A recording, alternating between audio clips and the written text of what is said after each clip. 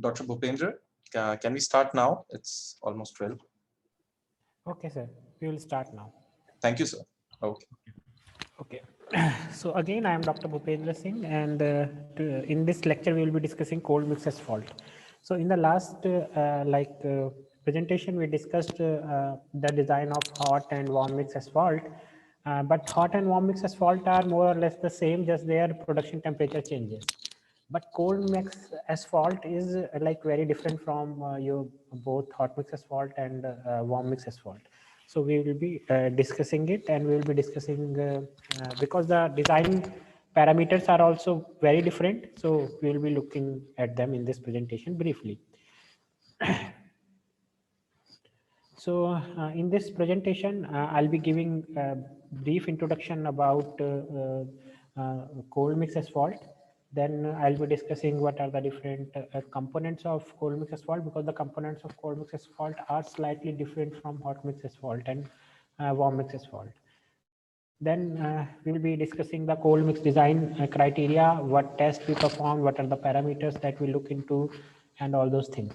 Then we will be discussing some brief about the curing of cold mix asphalt, because curing is a very important term when we talk about cold mix asphalt.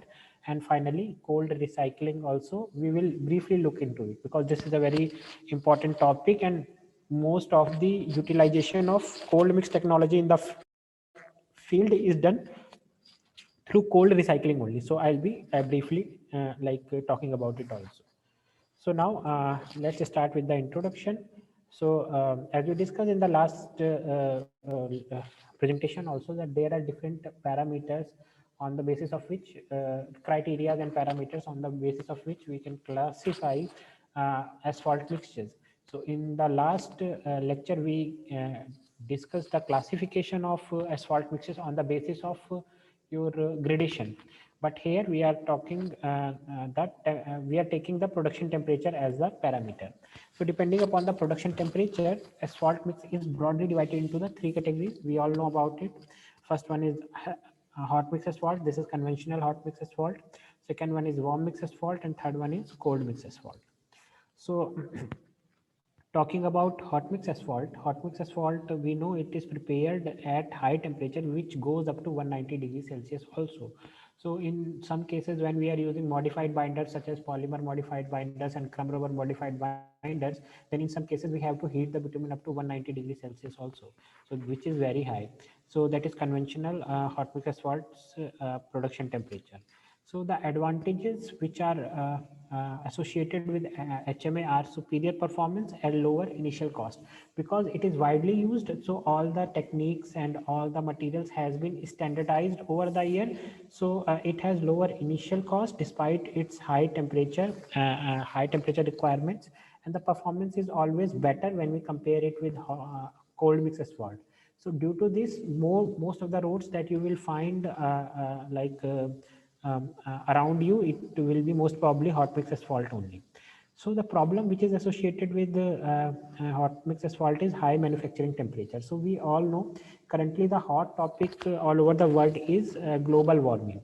So global warming creates many problems, and all the industries all around the world are like uh, trying to cut down their carbon emission in order to reduce the global warming. So when we talk about the hot mix asphalt, and when we are heating the material up to 190 degrees Celsius, and it will require what fuel to heat them up, and burning the fuel will release your greenhouse gases, which will again create global warming. So this is the main problem which is associated with HMA. Okay. So now moving on to the second category, which is the warm mix asphalt. So WMA, as opposite to hot mix asphalt, it has a manufacturing temperature in the range of 100 to 140 degrees Celsius. So which means its mixing and compaction temperature is 20 to 40 degrees Celsius lower than conventional HMA. So it makes it environmental friendly. But it is environmental friendly, and your performance of hot mix is warm mix asphalt is satisfactory. In some cases it is even better than our conventional HMA. But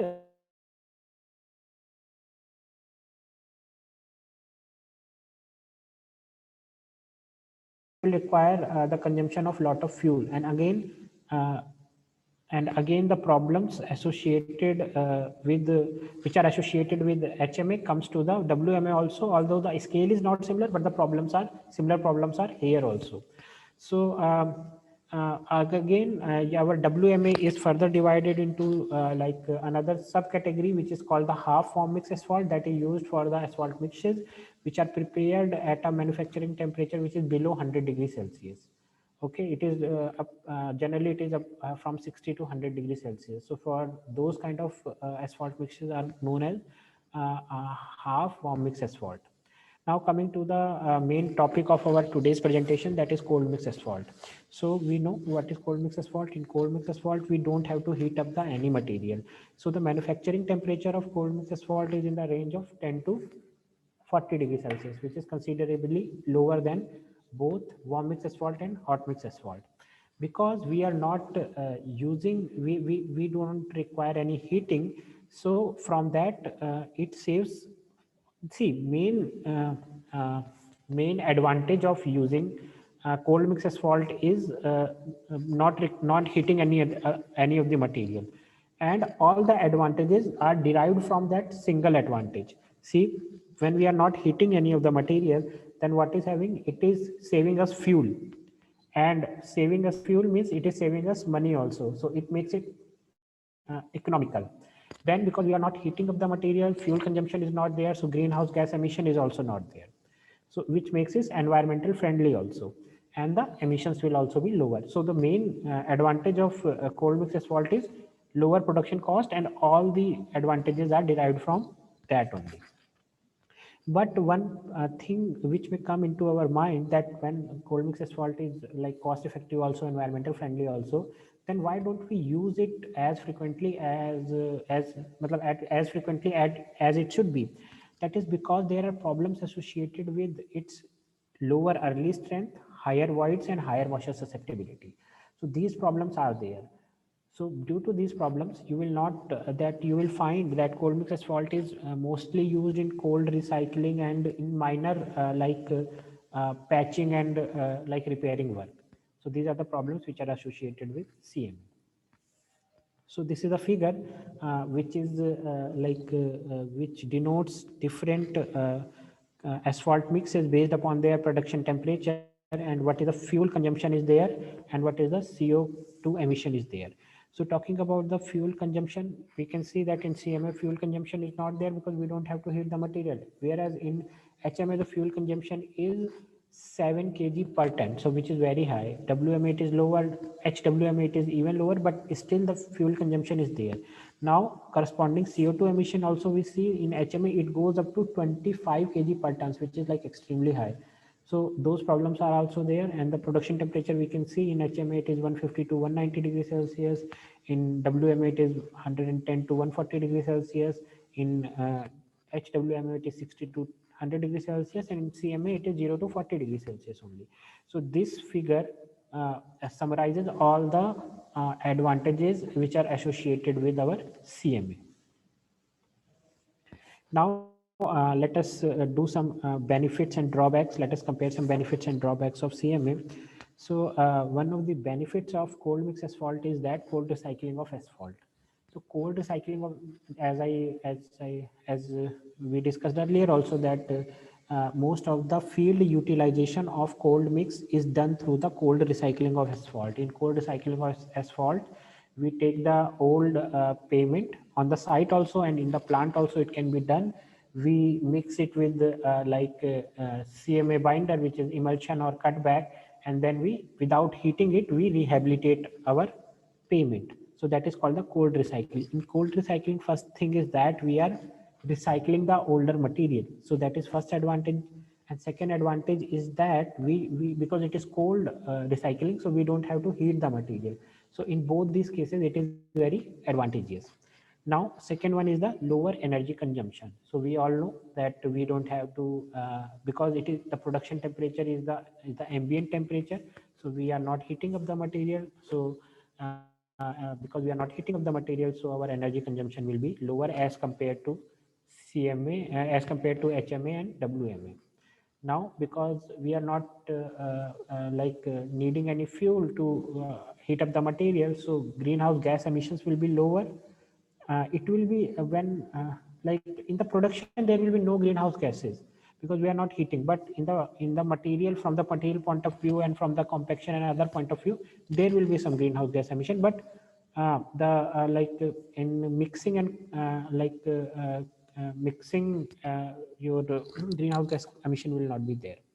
Now there are some economic benefits which are associated with it. Economic benefits like less consumption of the fuel and other things which are associated.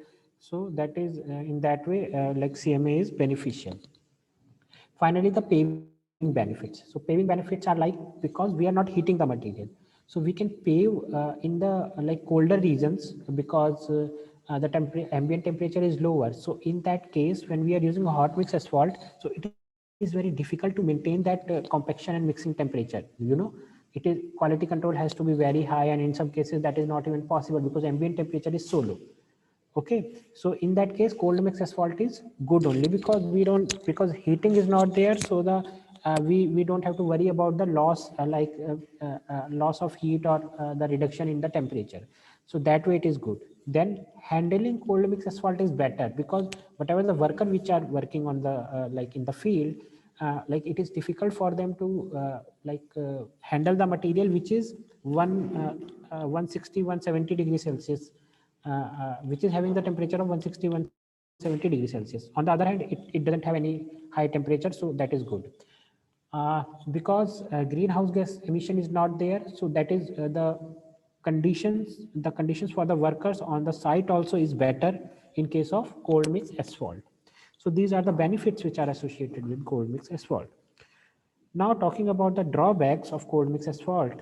First drawback and is lower strength. So when we compare the strength of our conventional hot mix asphalt and our uh, cold mix asphalt, then you will find there is significant difference between them.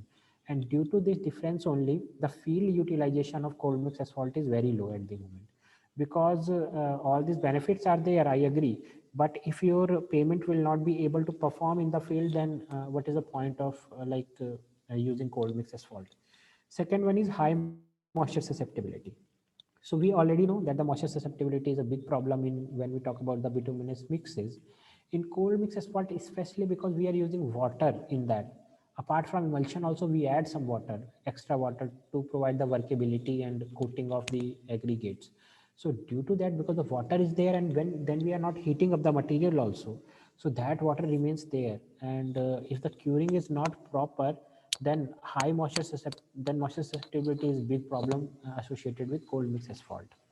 Now third point, which is the drawback of cold mix asphalt, is high rutting susceptibility.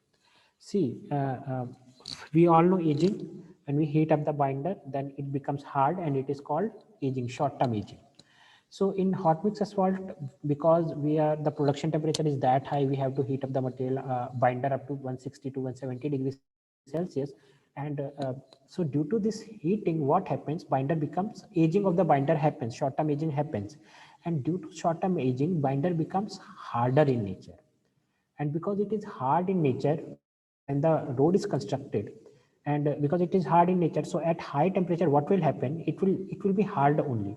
So when the load will come over it at high temperature, the deformation will not be as much as in case of a virgin binder which is not being heated. So in that case, aging happens. Aging helps in improving the rutting susceptibility of the binder. But here, because we are not heating up the bitumen, so that advantage we cannot take. So due to that, rutting susceptibility of CMA is high as compared to HMA. Okay. The next is curing time. So in HMA, what we do, we build up the road, and after 24 hours, we can open it for the traffic. But in CMA, what happens, because if we are using emulsion, so there will be water in it. So that emulsion breakdown happens, then that water evaporates. After the evaporation of water, that the bitumen, residual bitumen, which is in the emulsion, it sets down. So this process takes some time.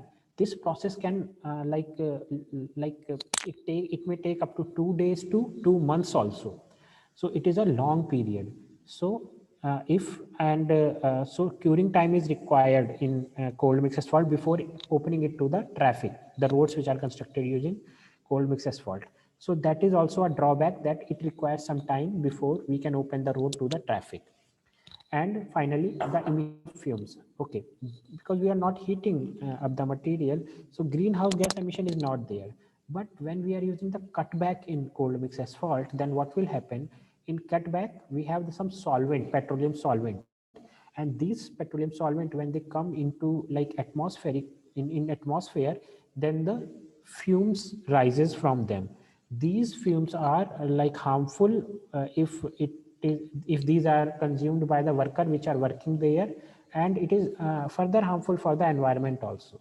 So this is again another drawback which is associated with CMA. So here we can see there are many benefits of the CMA, many drawbacks of the same which are associated. Okay. So now moving on to the components of CMA. So we know that any conventional asphalt mix, it contains two basic components. One is the binding material, which is in most of the cases your asphalt binder, and second one is your aggregates. So here also first material that component of the CMA that we are going to discuss is binding material. So there are two different binding materials which are like largely used in case of CMA: emulsion and cutback. So first we will be talking about emulsion. So emulsion has why do we use emulsion? Because emulsion has lower viscosity at normal temperature, which makes it suitable binding material for CMA. Okay. Second one is bitumen emulsion is a liquid what is emulsion? Bitumen emulsion is a liquid product in which bitumen remains suspended in a finely divided aqueous medium. So we from this definition we can see that bitumen has emulsion is a two-phase system containing two immiscible liquids. So these two phases are there. First phase is known as dispersed phase, and the second one is known as the continuous phase. So dispersed phase and continuous phase, these phases are also called uh, internal and external phases. Okay. So the phase, how do we judge which one is internal phase and which one is external phase? The phase which is present in the form of fine droplets is the dispersed or internal phase, and the phase which these droplets are suspended in is called the continuous or external phase. Okay. So depending upon that, there are two types of it can be classified into the three categories. One is oil in water, second is water in oil, and third one is multiple. So all these categories are shown here in this figure. Just give me a minute. So here we can see that first one is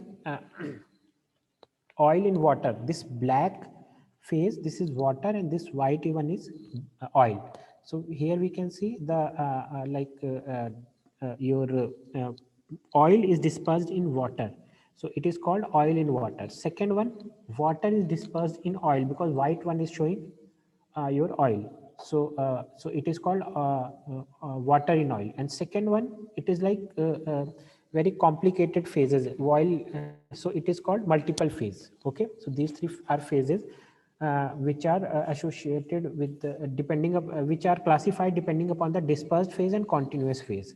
So generally oil in water type of emulsion is used, and in oil in water type of emulsion, it contains 40 to 75% of asphalt, 0.1 to 2.5% of emulsifier, and 25 to 60% of water. So generally this is the emulsion that we used.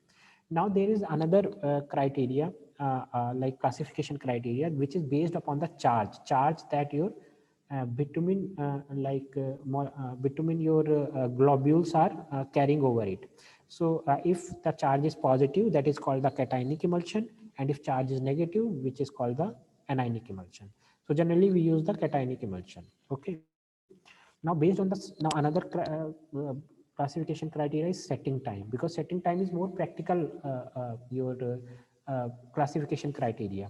So there is rapid setting, because which name is like self-explanatory, which sets very rapidly. Then medium setting, the bitumen which takes some time in setting, that is called the medium setting. And slow setting is which takes which sets very slow.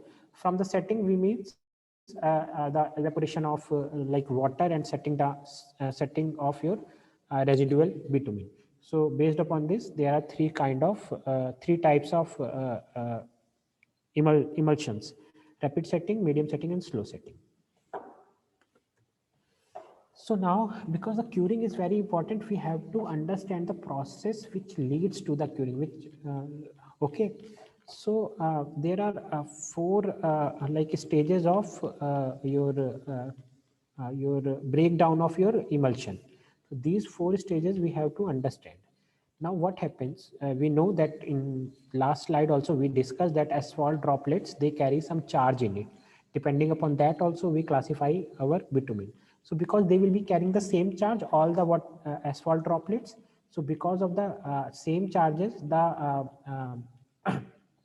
asphalt droplets forms a barrier around them. So when they come in like near each other, they repulse each other, as it is shown in the first figure. So that is called the repulsion stage.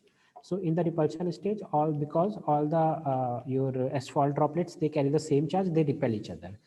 But what happens like over the period of time, when the two droplets, to these asphalt droplets, they achieve enough energy to overcome this electrostatic barrier which is formed due to the similar charges, they come closer and closer to each other. They keep on coming closer and closer, and they adhere to each other. And this stage is called flocculation. So here in the second figure, you can see all the asphalt droplets have come together and they have formed a group. And because they have overcome whatever electrostatic barrier due to the similar charges was there. So this is called the flocculation. Now third process which occurs is coalescence, but coalescence occurs in two stages. So here in the figure you can see coalescence is also occurring in figure C, and coalescence is also occurring in figure D. So over the period of time, what happens? The water layer which is between, here you can see in flocculation, there is water layer between these droplets. So water layer between the asphalt droplets gets thinner and thinner, and coalescence between the droplets occurs. Okay, so coalescence occurs two stages. In the first stage, what happens? Water drains between the droplets and surfactant, whatever the water is there, it drains out, and film break down, and the droplets fuse into each other. But during this fusing process, what happens? Some of the water gets trapped inside them. So here you can see this this gray droplets which you can see in the big black droplet. This is the trapped water which is trapped inside your bitumen. Okay, but over the period of time, what happens? In second stage of coalescence occurs. In second stage of coalescence, this trapped water is also diffuses out of the bitumen. Okay, and coalescence process completes. And these coalescence, when it occurs, then it cannot be reversed. So this is the whole process of the breakdown of your emulsion. This is how emulsion breakdowns after we apply it on the bitumen. Okay, now what are the factors which affect this coalescence process? All these processes, this is settlement under gravity, evaporation of the water, shear or freezing will accelerate flocculation and coalescence process. So it is well understood, but because these processes will happen, then your breakdown will be more. And viscosity also affect the coalescence process. So this is our whole breakdown of our emulsion. Now, the second material, which is more used in your this repairing work, when we use the CMA for repairing work, then we use cutback. So what is cutback? Cutback is prepared by mixing bitumen and solvents such as kerosene and diesel.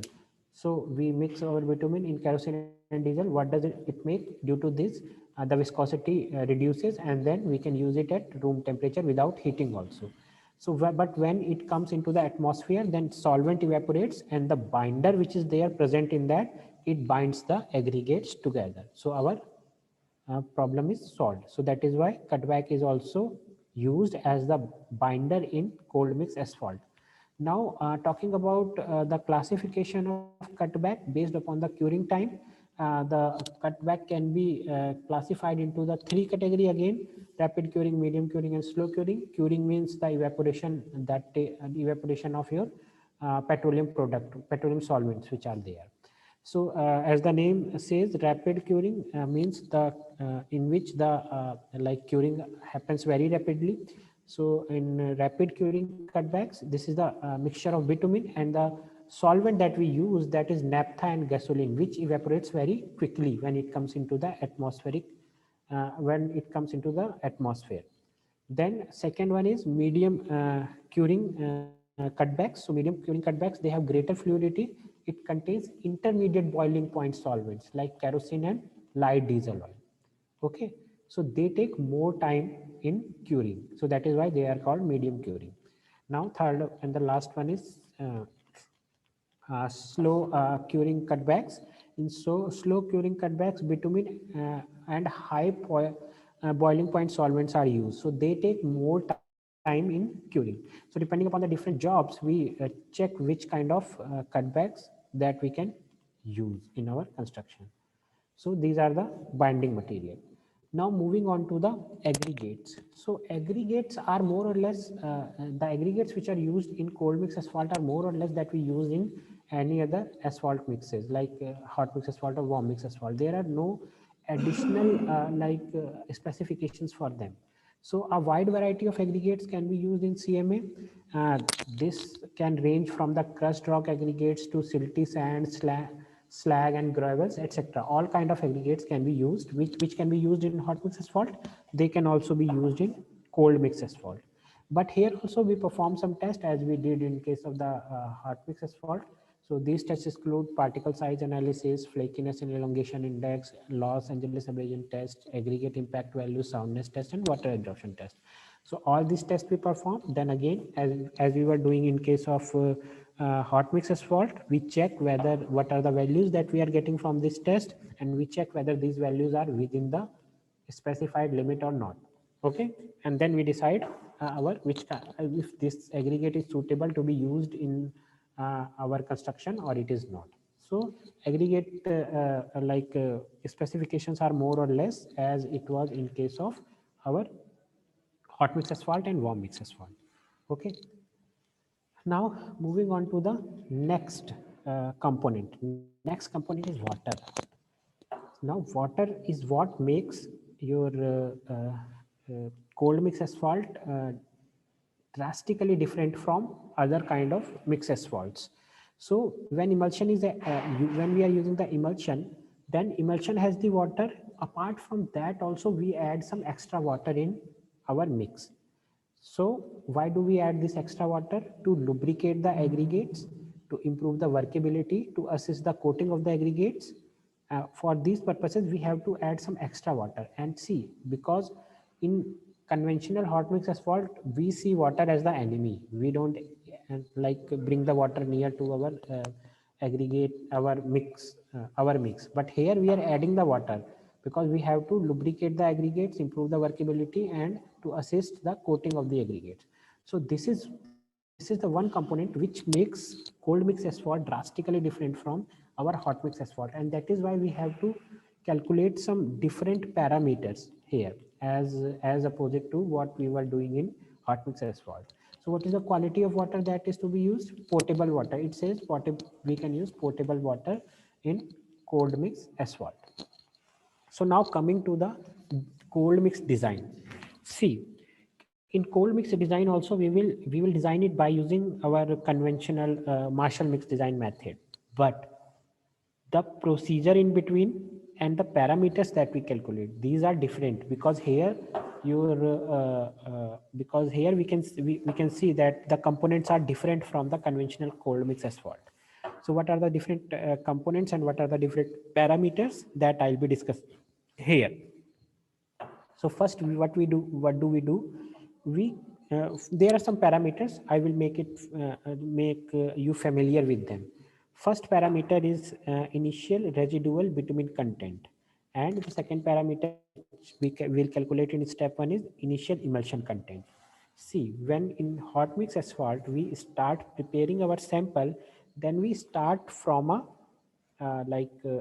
bitumen content, and then by increasing that bitumen content by 0.5%, we make multiple samples, we test them, from that we judge what is our OBC.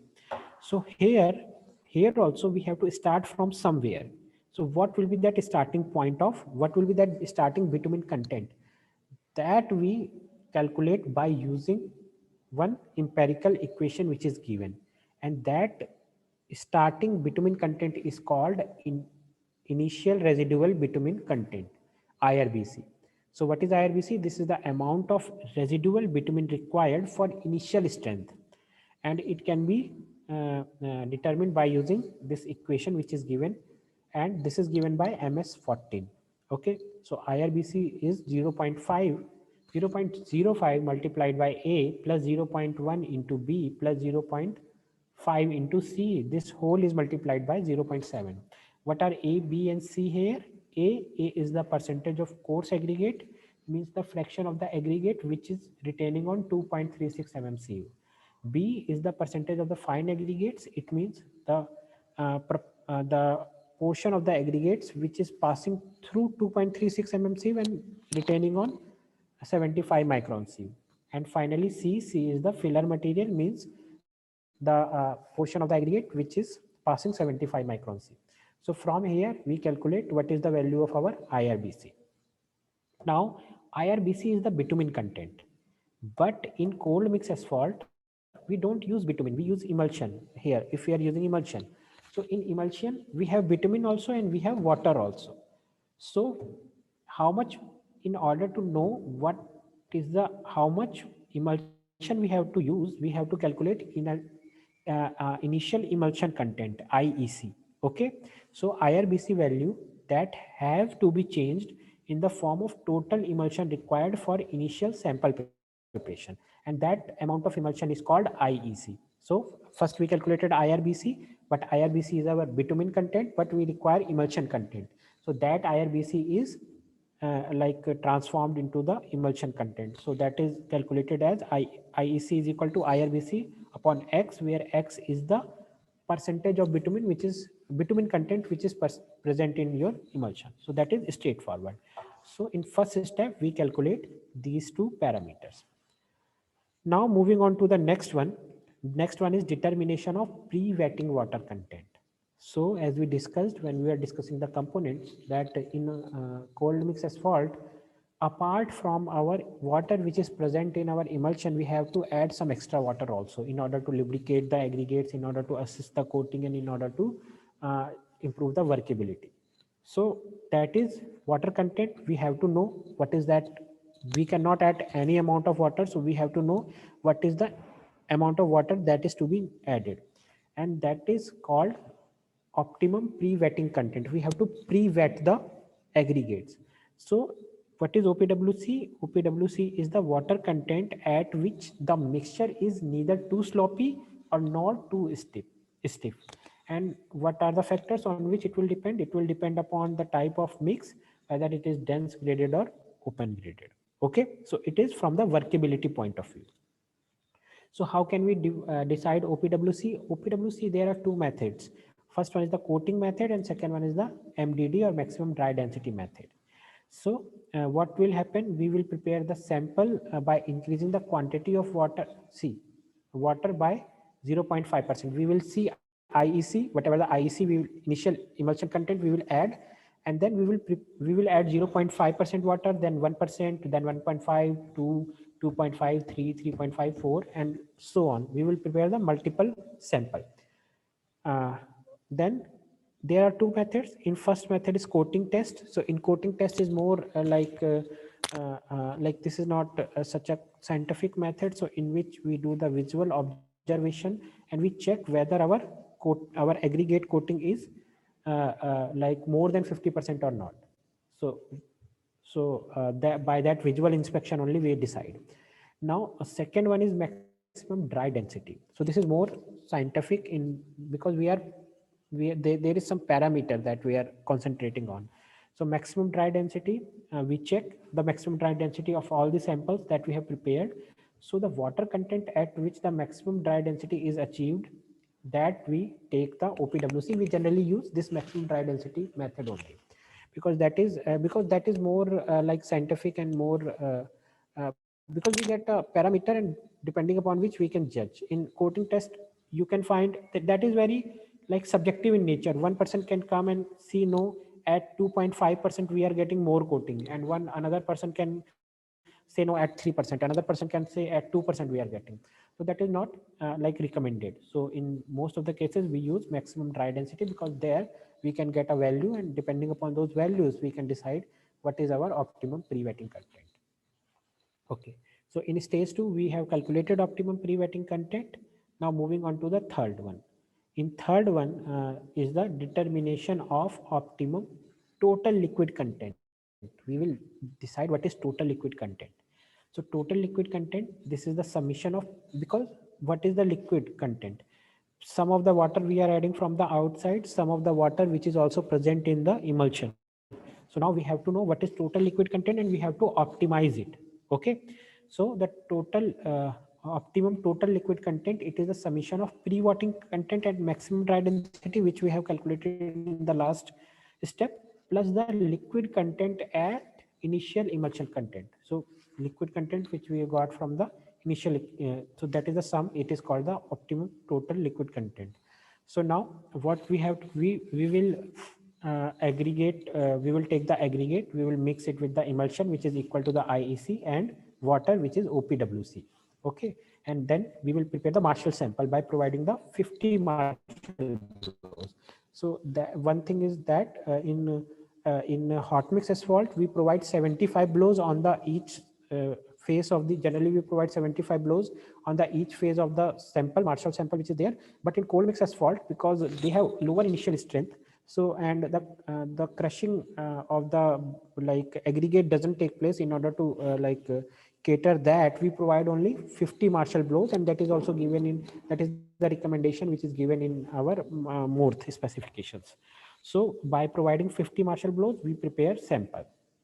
Then we increase the water content by 1%. It means we add 1% more water, and then we prepare another sample, then 1% more water. So by this, at 1%, 2%, 4%, 5%, and different water content, we prepare the samples. Now, because their initial strength is lower, so their that curing, their conditioning method is a little different from the hot mix asphalt. So after the compaction, the mold are kept in 24 hours.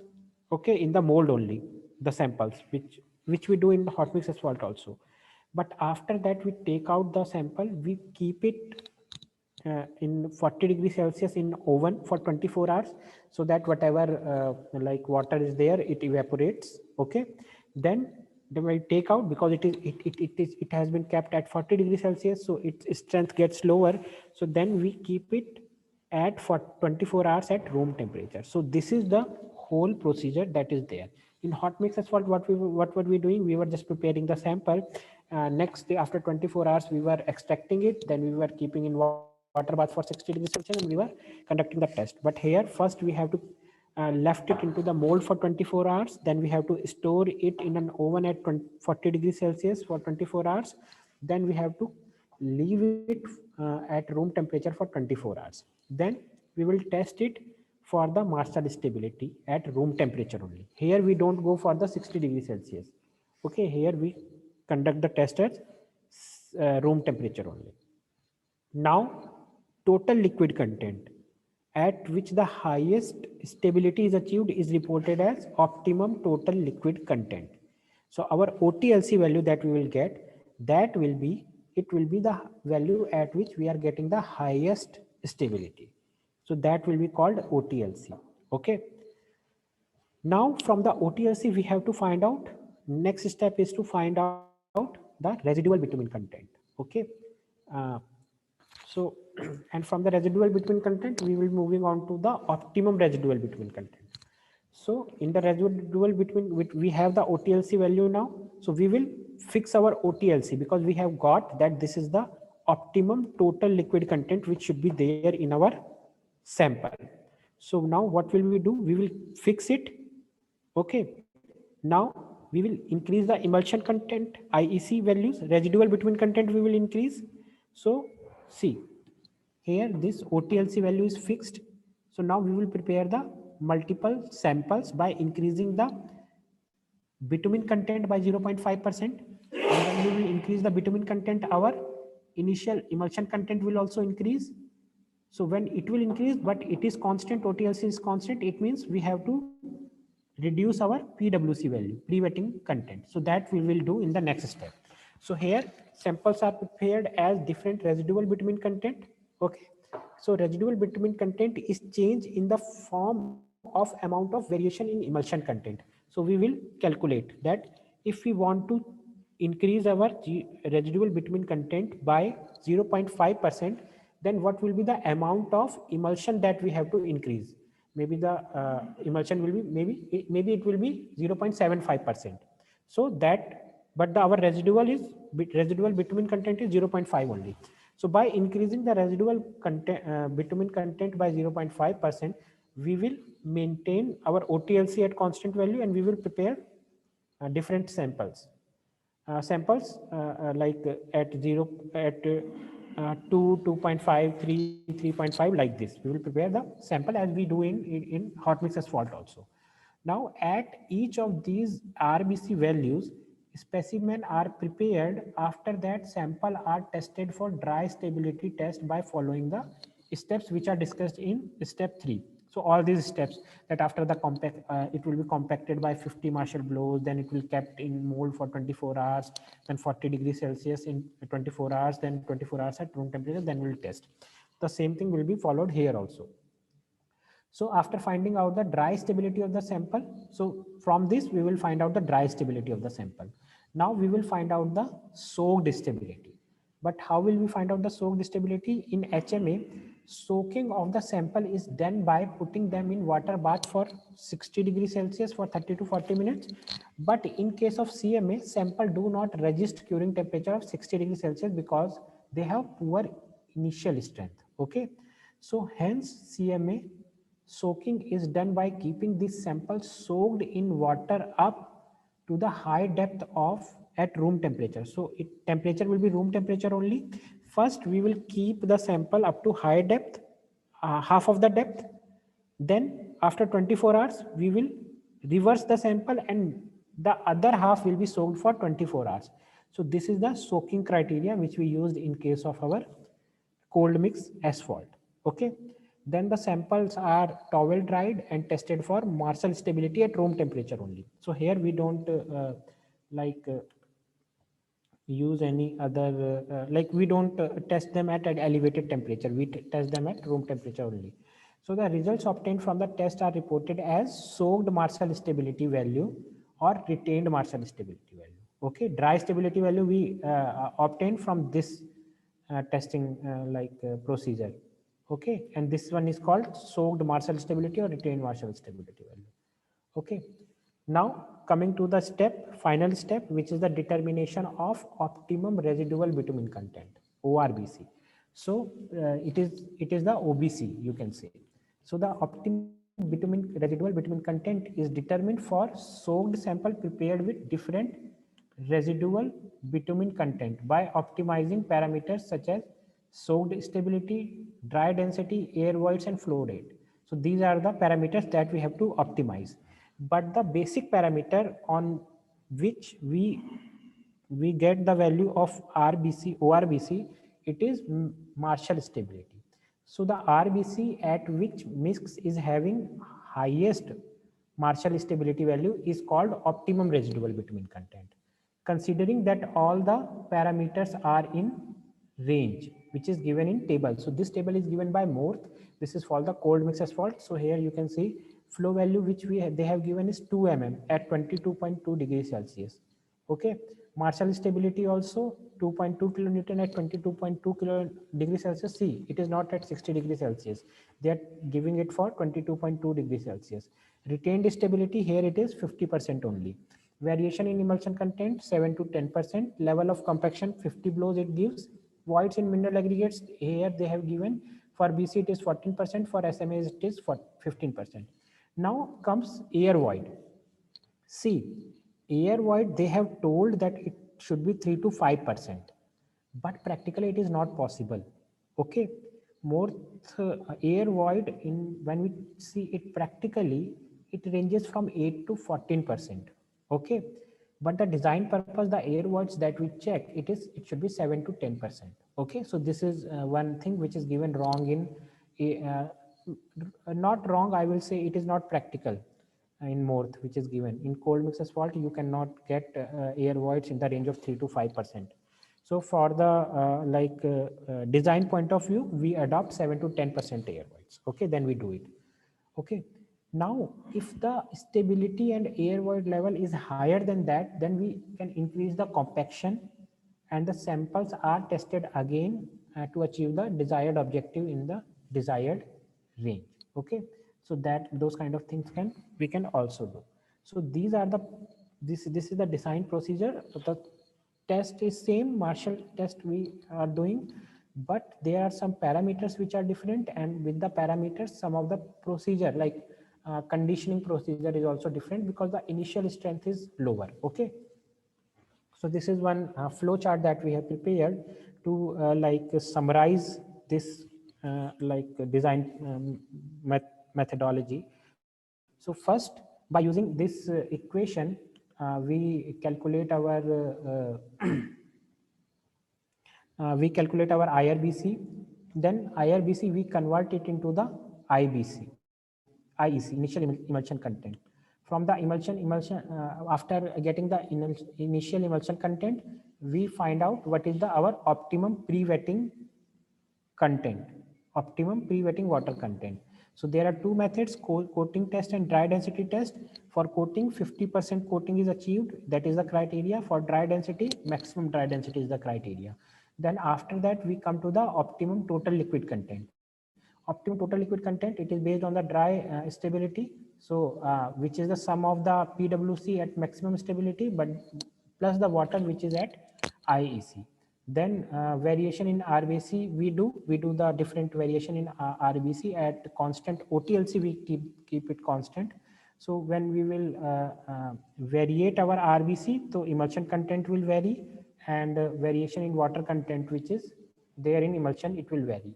From there we find out the ORBC value. ORBC value is based on the your soaked stability value. So this is the summarization of our design procedure. Okay, so now coming to the next topic which we will be discussing here is curing of cold mix asphalt.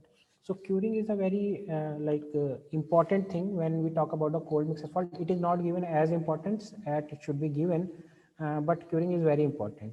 So what is curing? Curing is the time which is required by cold mix asphalt to achieve its full strength, and it is called curing time of QMA. It is not the curing when I was also starting the work on cold mix asphalt, I get confused. Curing means keeping it into the water because that is what we do with cement concrete, but that is not curing. In curing means we have to leave it into the air for some time so that the water evaporates, and if some solvent, if we are using the cut back, then the solvent which are present, they evaporate. Okay, so so that is called curing. So that time we have to provide. Okay, after that only, because after that only it achieves its full strength. So during the curing process, what are the things we have already discussed? Water present in the cold mix, it evaporates. As the water evaporates, binder present in the emulsion attains its original physical properties and water resistance. Okay, and then the bonding will happen, and then the setting will happen of your binder, and that is how it will attain its full strength.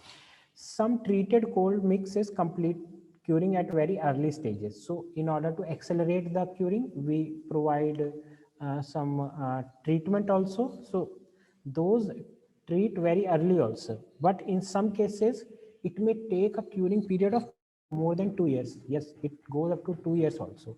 So that problem is also very big problem. So we have to tackle that if we want to increase the field utilization of our cold mix asphalt. Okay, so curing, what are the factors upon which curing depends upon? So curing highly depends upon the in situ climatic condition. What are the climatic condition on your site? So it is like obvious, if the weather is hot and dry, so it accelerates curing process. Whereas if the weather is wet and cold weather, it slows it down. Okay. Curing process is the function of dissipation and extraction of water. That is basically what it is. So drying and wetting cycle which comes, it also affects the curing duration. Okay. So the major factors which affect the curing process and duration of CMA, these are as follows.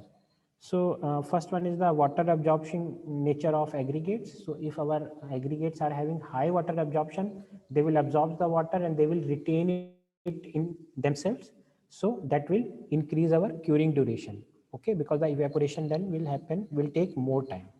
Okay, then second one is the mineral composition of the aggregates. So we know that some of the minerals, they retain water more as compared to the other minerals. So if it, so the curing duration, it will also depends upon the what is the mineral composition of our aggregates. Third one is the type of emulsion. Type of emulsion is also very important. How? Because it will depend upon the type of emulsion, what is the amount of water it is containing. Okay, and whether it is slow setting or medium setting or rapid setting. So it will depend upon that also. Now the third one is amount of water which is present in the mix after the compaction. So what happens when you provide the compaction? Some of the water is extracted. Okay, some of the water comes out of the mix, but the water which retains after that compaction also, that is our problem, because that is the water which is to be evaporated. So the water, amount of water which remains present in the mix after the compaction, that is a major factor on which the curing process and duration will depend upon. Okay, then the type of mix also, well graded, open graded, gap graded, and voids which are present in the mix, that will also play an important role. Then the type and amount of compaction, that as we were discussed in in the above point, upper point, that after the compaction what happens, some of the water comes out of the mix.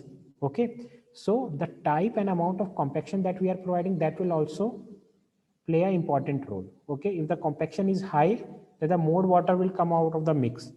But if we will, if it will be extremely high, that it will crush the aggregates.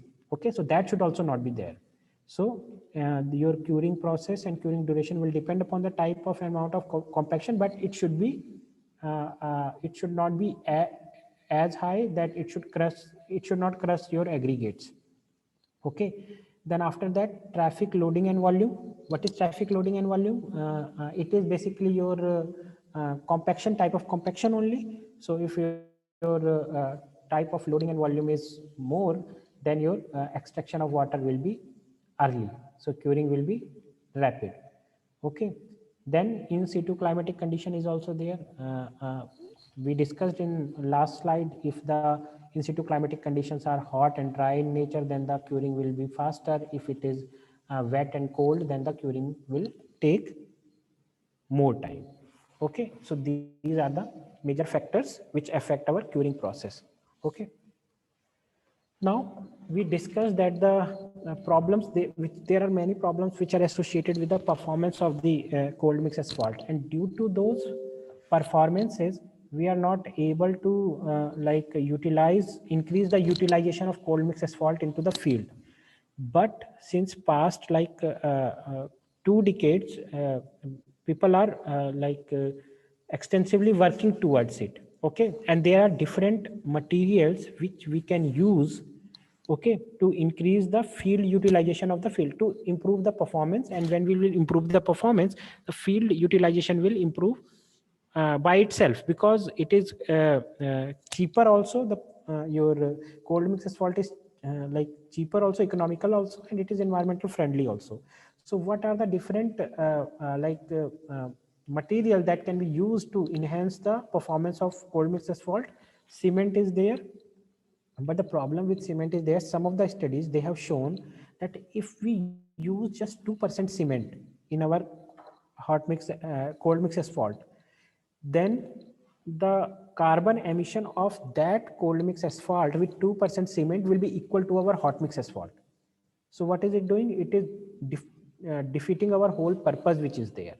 So we need to be very careful about the use of these material, because the major advantage associated with cold mix asphalt is its lower greenhouse gas emission. Okay, so whatever material we are using, we have to do the environmental study also. It should be done, okay, in order to use it into the field. Okay, then second material which is used in fly ash. Fly ash is a waste material, we can use it.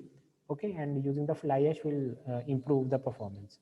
Then lime is another material which is an excellent material when the moisture susceptibility, when your mix is moisture susceptible, and we know here the moisture susceptibility is a big problem. Okay, so we can use lime. One of my MTech student, he has used lime and cement in his study. Then there are some chemical additives are also there which can be used.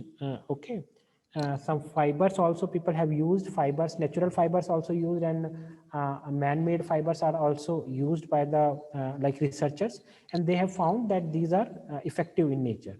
Although cost and other things should be studied in more detail. Okay, the enough data is not available, like using the fibers, what will be the cost and all those things. And there are some other materials also. Okay, some biological materials and other materials that we have that are used by the researchers. So in the end, we can say that the performance of cold mix asphalt can be improved. There are many methods also by using many materials also which can be used, but more research work and more like field studies are required to give the confidence to the practitioners and contractors to use cold mix asphalt in the field. Okay, that should be done. And in for every material, environmental and economical study should be carried out, because these are the advantages which are associated with cold mix asphalt. It may not happen that we are using one material and the performance is increasing, but if these two major benefits are getting lost in it, then there is no point of using cold mix asphalt. There is no as such benefit of using it. Okay, now that this is the last topic which I'll be covering. So coming to the cold recycling of asphalt, that we discussed in our first few slides also, that the most utilization of cold mix technology in the field is done through the cold recycling. So cold mix is recycling is cost effective, because again we are not heating up the material, so it is saving us the cost of the fuel, and it is environment friendly also because the greenhouse gas emission is not there. Then it is a rehabilitation method for deteriorating asphalt pavement, so we can rehabilitate those pavements. It is also used as a measure to control the reflective cracking which is coming onto the flexible pavement layer, and found to be significantly effective. So there are some studies which have used your which have examined the use of cold mist recycling in rehabilitation and control of reflective cracking, and they have found that it is like very effective. Okay, the cold recycling technology has advantages also. We can, because this is rehabilitation, so it eliminates distresses which are there on the our upper layer of the pavement. It enhances the strength because we are reconstructing it, improving the riding quality because the distresses will not be there, then for sure riding quality will improve. Then high efficiency of the use of the wrap is there as compared to the hot mix asphalt. The efficiency of the wrap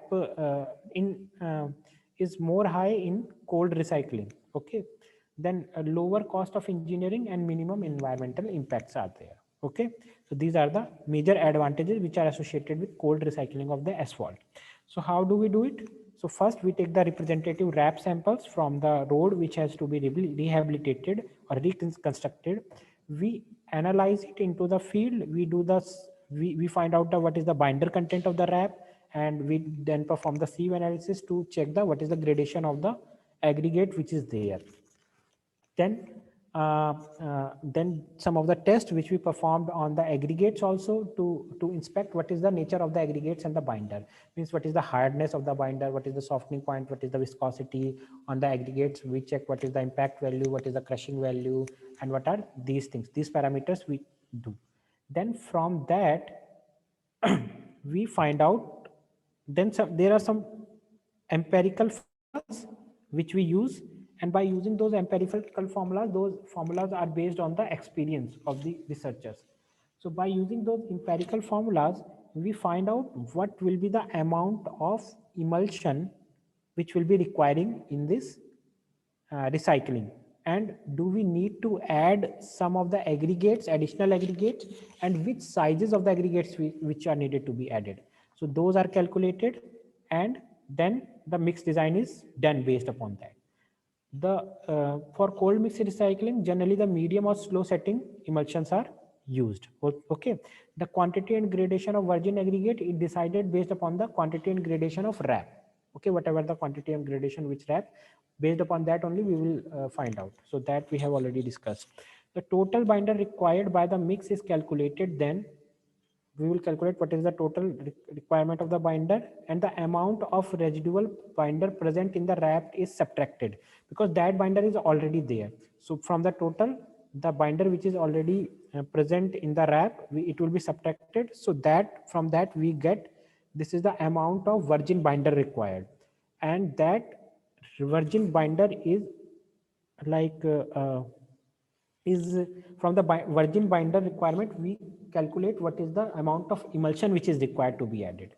Okay, if the virgin bind, if the residual binder which is already present in the wrap, it is very hard and brittle, it may happen because of the short term aging and then the long term aging, your generally your binder becomes very hard and brittle. So if it is very hard and brittle in nature, then what will happen, then we have to use some rejuvenators to rejuvenate the binder, or the stabilizing agents are also added. Okay, so the basic process of the remaining the same, cold mix recycling can be carried out by two different methods. What is the center plant recycling, and what is cold in place recycling. So name are self-explanatory. In center plant recycling, we take the material into the central plant, there this mixing happens, then we bring back it to the site and we lay it. And second one is the cold in place recycling. In that, recycling happens on the site only. Okay, so this is the flow chart to explain the cold in place recycling and our central plant recycling. So in cold in place recycling, what happens, we choose the construction site on which the rehabilitation work is to be done. Then there can be a single machine, or there can be equipment train also. So we pulverize our older like material which is there, older bit payment material wrap, we crush it and we add or mix stabilizing agent and placing, because these calculations we have already done by taking the representative samples. So we add mixing agent and stabilizing agent, those things we add it. Emulsion we add the virgin aggregates and all these things we add. Then we place the material and the compaction happens. So this is cold in place. All those your all those things are happening at the site only. Okay. Now the second is cold central plant recycling. So central plant recycling, again we are taking the material back to the central plant. That is the thing, there is transportation cost is it is involved. Okay, because we have to first take the material to the central plant, then from the central plant we have to bring it back. Okay, so that's transportation, but the advantage which is associated with central plant recycling is that quality control is more in that, so we have to decide on that. Okay, if we want more quality control, then we can choose the cold central plant recycling. If we want we want it to be more environmental friendly or cost effective, then we can go for the in situ recycling. Okay, and then there are also two methods. We do the milling on the site and then we transport it back to the plant, or we break the material and we take it to the central plant and there only crushing will happen. Okay, the whole other procedure is the same, the addition of emulsion and mixing of virgin aggregate or stabilizing agent, then transporting back to the paving site, placing and compaction. So these are the two methods of cold recycling. Okay, so that is all from my side today. Thank you to the audience, and if somebody has any question.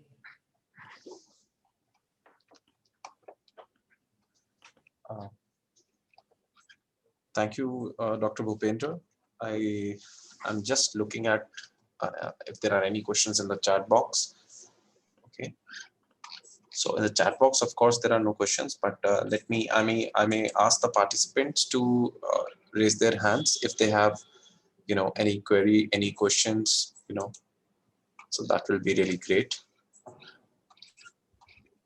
So usually cold mix asphalt, of course, for me, Dr. Bhupender, it's a very new topic to explore. And however, I'm very much aware that, the kind of presentation that you have given, I'm sure there is so much to, learn in this. So there is one question from Mr. Arun.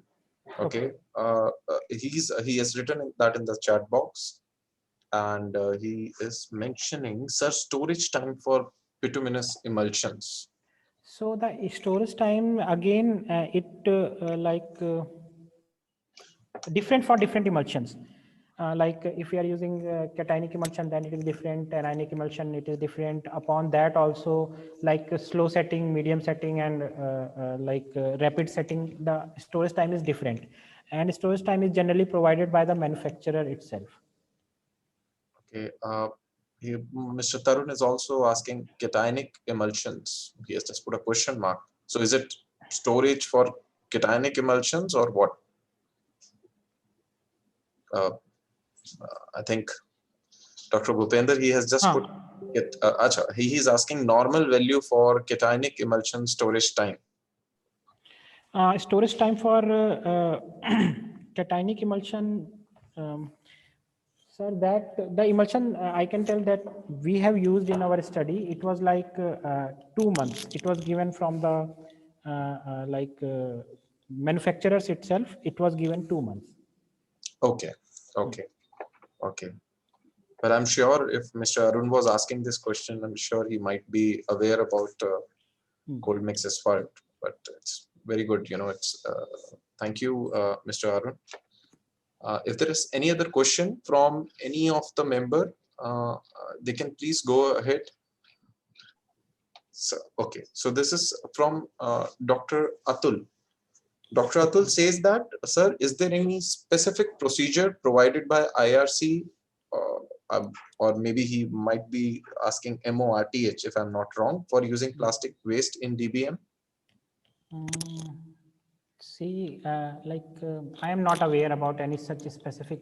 There are some specifications which are which are for the plastic to be used in bituminous mixes, but specifically for DBM, I don't know if that is there. Okay, Dr. Bhupender. There is a question from Mr. Darshan. If we are replacing aggregate partially with alternative aggregates and bituminous mixes, then how do we have to do the sieve size analysis? I think the sieve size analysis remains the same only. Just the properties of the aggregates changes, but the size and other things, I think they remains the same. Well, I hope, what does he tries to say by alternative aggregate? Alternative aggregate, I think he means recycled concrete aggregate, RAP, and other type of aggregates which are available. Well, Dr. Bhupender, and this is for Darshan also. Darshan, there is a specific 2 lectures on, that will be given by Dr. G.D. Ransinghchung from IIT Roorkee tomorrow. And the title of the lecture is Recycling of Bituminous Pavements.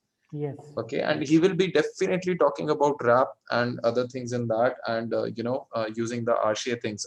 And also there is another lecture by Dr. Maninder Singh. He will be also talking on RAP, a sustainable material. Sir is also talking on that. So I think Darshan, maybe you can, as of now, of course, you can put this question on hold, and then of course, in these two lectures, we'll be touching upon these topics. And yeah, so this is how it is. I understand, Dr. Bhupender, you will be very, very tired because, of course, talking nonstop for 3 hours, it's not an easy job. And as a faculty, I really respect it. No And problem.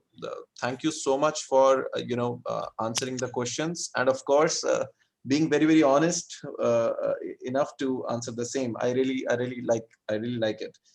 Thank you, Thank you Dr. so much. Bhupender. But Thank you so if much, you allow sir, me, to you for giving me this opportunity, and thank you for the like participants for being such a like good audience.